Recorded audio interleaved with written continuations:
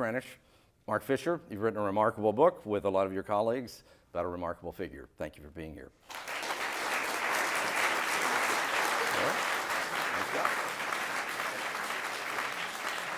There's been a tremendous amount of media attention given to Mr. Trump. My overall reaction to this is that I think Mr. Trump wants to win. I'm not sure he wants to do the job. And this is my concern and my question to you. Why are we not looking more at Mr. Pence? Because it is a great possibility that that man will actually end up being president, at least in these 4 years. What is your take on that? I think your premise is in part right, which is, as I quoted Trump a few minutes ago, he told us, I love the hunt, I love the chase, and when I get things, I tend to be bored by them.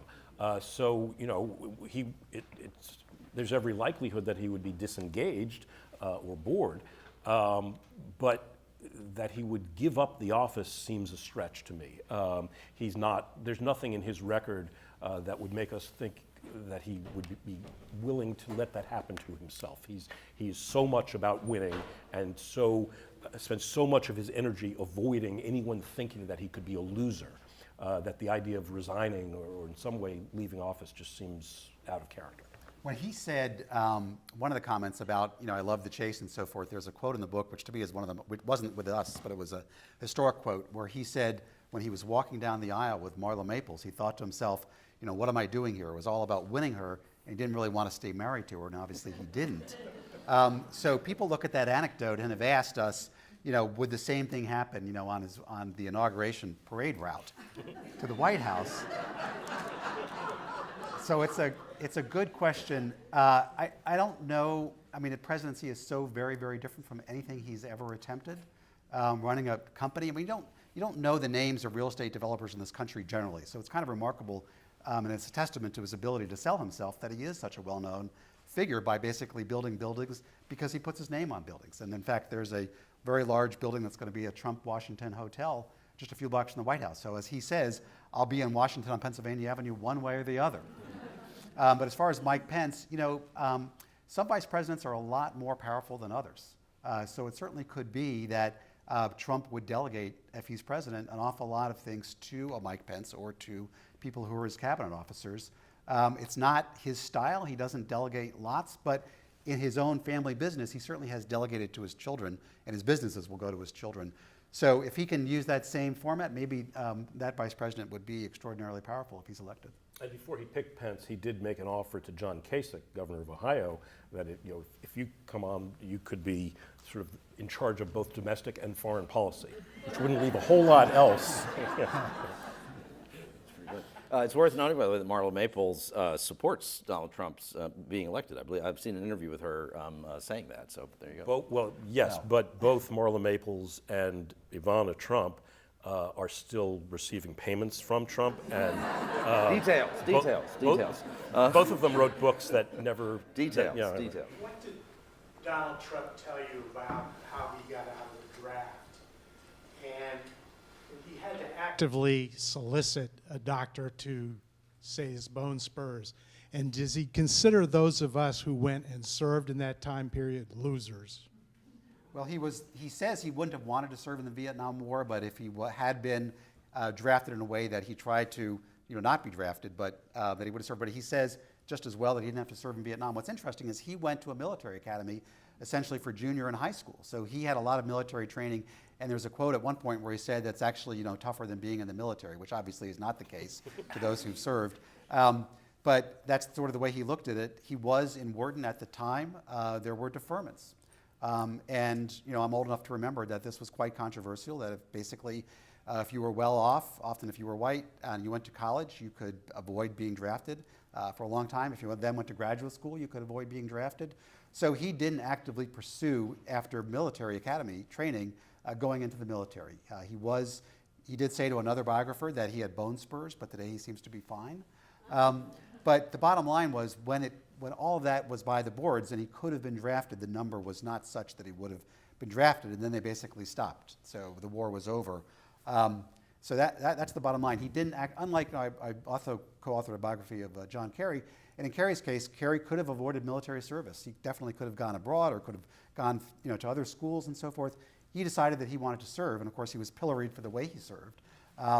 So if we've been talking about that, but that was a decision by Donald Trump. He didn't want to actively put himself forward, but he has said in fairness that had he been drafted, that he would have served. He got 4 deferments, and was at one point a bit confused about which foot that bone spur was in. Just to add on to that, because this is something we didn't talk about, in part because it's been so talked about, but the avoiding service in Vietnam by one means or another was a very big issue for Bill Clinton when he was running for president in 1992 and haunted him all the way through.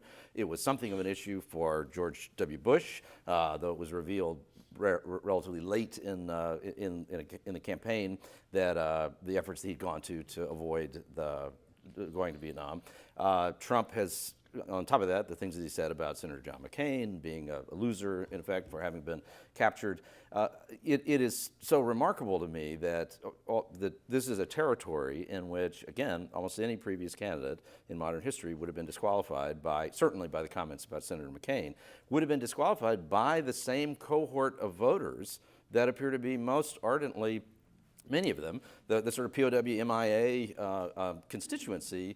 There appears to be that sort of socioeconomic cohort that has been most associated with the prevalence, the longevity of that debate, that question, seems to be in Trump's camp. And so how do we reconcile all that? But that's true across a whole range of issues, whether abortion or divorce or the coarseness of how he conducts himself. The people, Christian conservatives are, in some cases, putting all of that aside to support him, and in other cases saying, I can't go there, I'm not going to support him. But I think it gets back to the different standard by which we judge him that I was talking about earlier. I mean, he is not being held to the standard that, decades of candidates have been held to, because we see him through that prism of celebrity rather than politician. And wanting to blow up the system. Well, Right. Also what's interesting is if you look at the last number of campaigns, there are many candidates who've run promoting their military service, and they haven't been successful. John Kerry, Bob Dole, John McCain.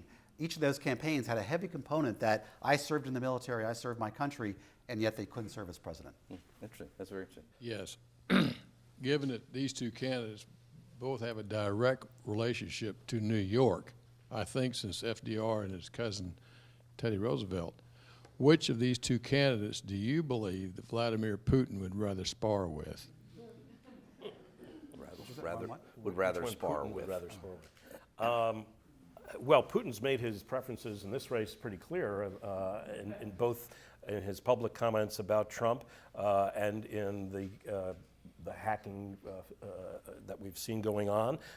There are in Moscow and St. Petersburg comment forums, people who kind of a boiler room operation where people sit there and write comments on American websites all day long and sort of push the trend of critical or complimentary comments on articles or on videos in one direction or another. And these are Russian government-related operations. So there's a movement, at least on some parts of the Russian apparatus, to try to play a role in the outcome of this election. This morning, Howard Dean, could be a very political time he was saving, but he suggested obliquely and was denying, I don't know, if he was taking cocaine. Say that again. Howard Dean suggested that Trump's sniffles Saying in the that first the debate were related to behavioral cocaine. activities that he displayed, particularly during the you just sniffed. debates. You just sniffed. I did that on purpose. We did not find any evidence of drug use on Trump's part. He certainly spent a lot of time hanging out in that scene in the 70s, but the people we spoke to who were there with him said they never saw any evidence of that. I'm just a little bit of inside baseball. We at one point saw in an old phone list of, a reporter had a phone list of sources in New York, someone who had worked at the New York Daily News covering that scene at Studio 54 and places like that, and there was a listing under someone that said, Trump's Coke dealer. And so, being reporters, we said, well, we should check that out. But it came up empty. We actually talked to the wife. The guy had died, and we talked to his wife, and it looked like it was a joke that someone had put in a list. There's no evidence of that whatsoever. Thank you for doing all this research. I think it really helps us. As a psychologist, I'm still very concerned about the cult of narcissism. And I know that it runs through a lot of maybe presidential candidates and maybe even presidents, but I'm particularly concerned about Trump and his, saying narcissism is great and I'm going to build on that. That's not the kind of thing I think that's going to help our country when you have someone who's all for himself. How do you see that playing out? Well, if you run for president, by definition, you are saying I should be the most powerful man in the world. So there is that. As I mentioned in the talk, Trump himself cited positively a book called The Power of Narcissism. And in that book, and I talked to the author of that book, talks about how if you channel your narcissism in the right way, that it can be a positive influence because it keeps your focus single-minded, that you're not distracted by anything else or any other person's, and that you can go forward, and that's in the thesis of this book, that can make you a very successful person, but only if you channel it in the correct way. So that would be the question. The fact that Trump cited this book, I don't have any evidence that he's read it, but maybe he did. I don't know. To be fair, I didn't ask him, did you read X book in that case, but he does cite it and says this is an example of how that can be effective. So I think it's interesting. He's taken some things. He's also said, he listed keys to success. So among the keys to success are, for example, having a short attention span. That's other people might disagree with that. The fact that you all are still listening to us shows that hopefully you have a longer attention span. But he's taking some of the things that you might consider detrimental and saying these are my attributes. So that's the way that he has defined himself and sort of tried to turn that around. But maybe he's self-aware enough to know that you could say, I am these things and I am, but I see them in a positive way. In fairness, people who run for president are not like the rest of us. I mean, they have, in my experience, they have superhuman energy. I mean, in order to do this, you have to work 18, 20-hour days, 7 days a week for months on end. Whenever I've been on the campaign trail, after 4 or 5 days, I need to go home. And they just keep going. And often these are people in their 60s and 70s. So they are different, and their sense of self is different. But what nearly all of them have is the ability to make people believe, whether it's authentic or not, that they understand and what we're going through and can connect with others. Trump has managed to get to this point without really doing, if you go talk to people who attend Trump rallies, they don't think he understands the pressures on their daily lives in the way that a Bill Clinton perhaps did or a Ronald Reagan perhaps did. They don't see him in that way. They just say he's going to shake up the system. And they do all believe that they are singularly the correct person to lead the country at that moment, without fail. I mean, that's all. No serious candidate for president does not believe that, no matter what they might say. Not even Mike Dukakis. You've singled him out as a celebrity, as if that's something very special about him. I can't imagine anybody more a celebrity in this country today than the former president, Bill Clinton. And I don't see quite why that differentiates the two and how we discuss some of their personal lives, et cetera. Just your definition of celebrity. Mm-hmm. What I mean there is someone who has not had to answer to the voters or to others in the political system for their beliefs and actions. And a politician, I think by definition, by placing him or herself before the electorate time and again, has to go through a vetting process. Not only books like this or investigations that news organizations might do, but just the everyday examination that every voter does. where we look at someone, make some judgment about their character, but also hold them to a particular standard based on our experience and our history, what we know about the politicians we've dealt with through our lives. We don't judge celebrities in that way. Celebrities are much more fleeting. We know them in a much more superficial way. We tend to know only personal things about them and not anything about their principles, beliefs, political positions. And so they get a buy. I mean, if you think about your favorite sports scandal or Hollywood scandal through the years, that becomes a piece of the entertainment. And it doesn't mean that we never go see their movie again.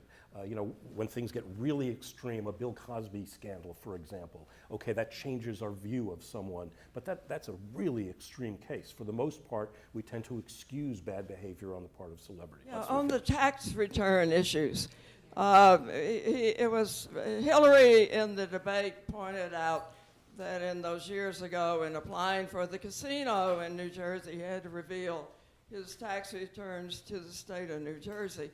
And the bottom line showed 0 in all the years, 2 or 3 years of tax returns. Now, currently, he's under audit, we all know. I wonder if you've talked to some tax accountants, because I've read some presumption that he is violating Section 469 in the Internal Revenue Code, which probably has to do with the fact that he's selling his name of all those buildings, which you just pointed out. And he's not really operating real estate, but he's selling his name. And therefore, he's trying to deduct via illegally violating Section 469 of his expenses in running that operation, which is not the way Section 469 reads. So have you talked to some You tax guys write a lot accountants? about the tax And issues. And you have an idea of where the real issue is? See, his bottom line probably continues to be 0, likewise, but illegally 0.